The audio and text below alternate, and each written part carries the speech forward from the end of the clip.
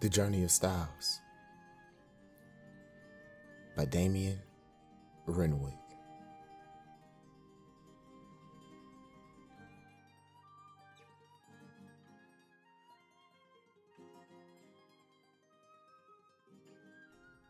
The Dreaming Event. Year 39,999.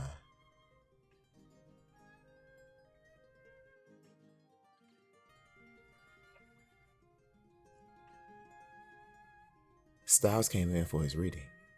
He was nervous, excited, and happy to get the proceedings over with. The explanation of his dreams were presented as beautiful, full-color artwork. There was a crowd of 10,000 people who were all there because they had all dreamt of this exact moment. Styles, in the general sense, was the same as any other blessed Australian. And his days were spent like most others, with his life full of awareness. He was a friendly chap and had ways of making life go a certain way. So he knew that he was able to smile at the crowd and with it, the world.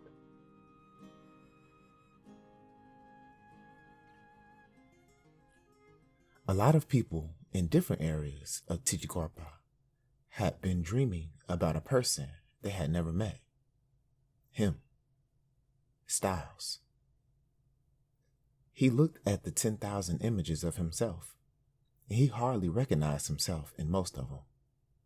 He looked distinguished and strong, and in many of them, he was followed by a red lion. In the others, he walked on a red path. All of the other paintings of him appeared night after night in different Calcatugans' dreams. He resonated throughout most of the Vendines in front of him. To his right were all of his Titikorpa. Another 10,000 images were all hand-picked from Styles' own painting collection. He thought he would never see all of the paintings he had painted over his lifetime. Some of them he had not seen in over 10 years.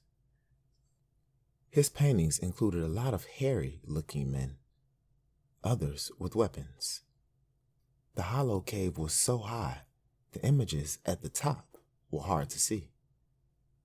He wondered if the elders had ever compiled so many paintings together at one time. The collected volume from the real world on the exploits of Styles served as divine instruction and did many things. The elder Graham stepped up slowly. His animal was a turtle. A shell talisman was on the man's back. Graham pointed to the bottom right-hand corner of the wall with the 10,000 images. Styles looked at the paintings, trying to take in as much information as he could, one by one. The first picture was peaceful. There was a large ship, inside of which was an S for Styles. Above the shore was a kangaroo, looking down at the ship. The next image showed a kangaroo planting a flower near a cliff with a large ship nearby. Then it showed a poison going in to the water near the cliff. The images were a lot to take in. He stood still and stared. Further up the wall was an image of Styles standing near the ocean. The vessel is in front of him. On another image, he was dressed as a turtle, going to the vessel. Over and over on the wall, one word is repeated: Herschel. After leaving the dreaming ceremony, he had met with the 72 elders who all agreed that he would take a constant walkabout in attainment of all he should learn before that fateful day should arrive. He was presented to the magnificent crystal where he expected to speak to all 6 kings. He expected to receive wise counsel. The king of Kolkatan, in Vindhya Superior, issued this message in sign language. Little brother, as of today, the descendants of the Zingis are the only ones safe. All the tribes of American are now classed as animal. Wang Kong are classed as animal. Even all the tribes of Cali, the tribes of Huayuda, all descendants of Totexas, none now have rights. Power to Hua. They copied the Zodiac Constitution with the help of the entire Moabite men. They have copied our entire history and reported as their own. Hua, they cannot stop Hua. You must search for more help. You, Kangaroo, find a way. For your nation, you are the connection to the law. You are the penultimate of your people. Find someone in the dreaming who can help us, all of us. As the magnificent crystal turned to face the next king, Styles looked at the 72 elders. Not one of them seemed to care about what had happened to the people of Meshka and Cali, as if under a trance. He had always wanted to go to Cali. The next screen blazed on. It was the king of Kaukatunga, the island fortress of Vandia Minor. We have been issued a new time of 1777 AD. We publicly accept or die. Hua. The spell is strong. It is no longer the year 40,000. This is our help to you. The children of God are coming to see you, big brother. May Hua be with you. Hide your Tichkurpa from them, for they will assimilate it. Styles was then taken away from the screen area. He was not going to see the last 4 kings. Only the 72 elders would see that. He was led away by Graham and played a song of the sacred twigs on his wind instrument. The song represented a place where he would find aids for his long journey. He would choose from one of the 6 sacred twigs a talisman left by a king. It would serve as protection on his travels. Everyone in Java knew where the sacred twigs were. All he understood of this was that there had been no real effort for him on their behalf. They seemed jealous that he, of all people, could see and they could not. He tried to focus his thoughts on the task at hand.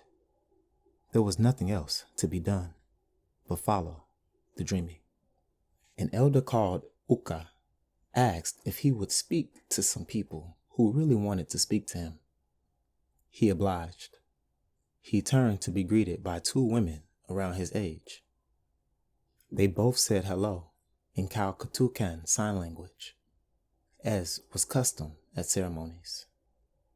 They seemed unsure as to speak or not. No one has left the Tichkurpa. By all means, speak, Styles spoke out.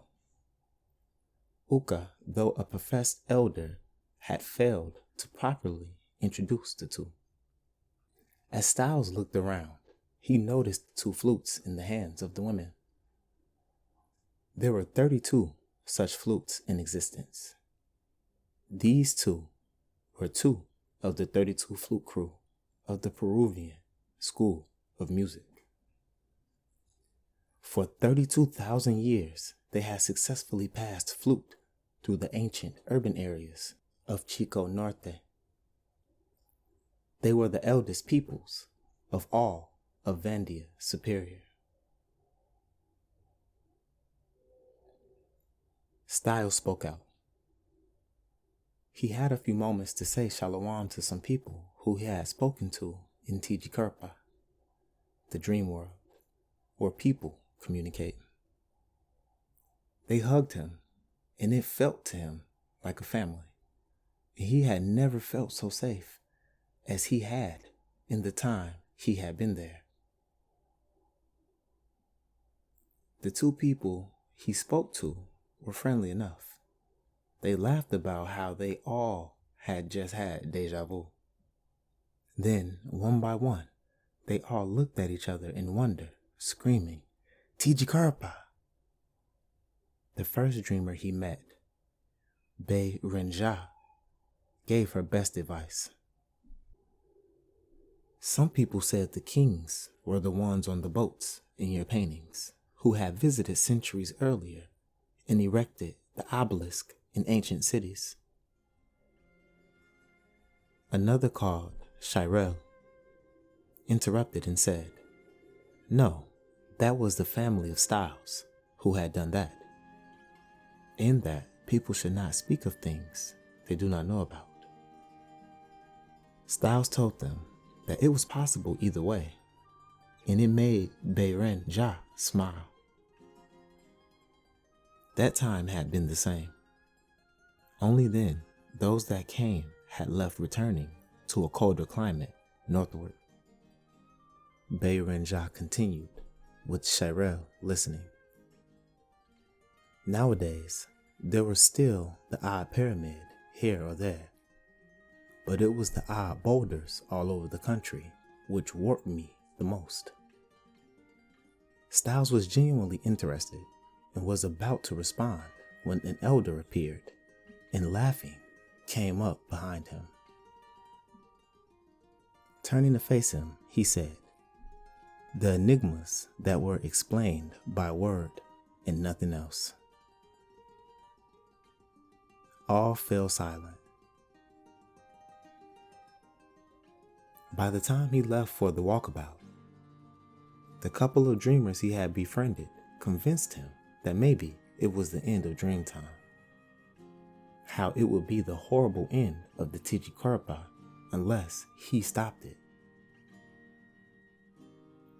He had to somehow convince the people on the boat in his Tijikurpa of the errors that they were to undertake, and find someone in the Tijikurpa who had the answer.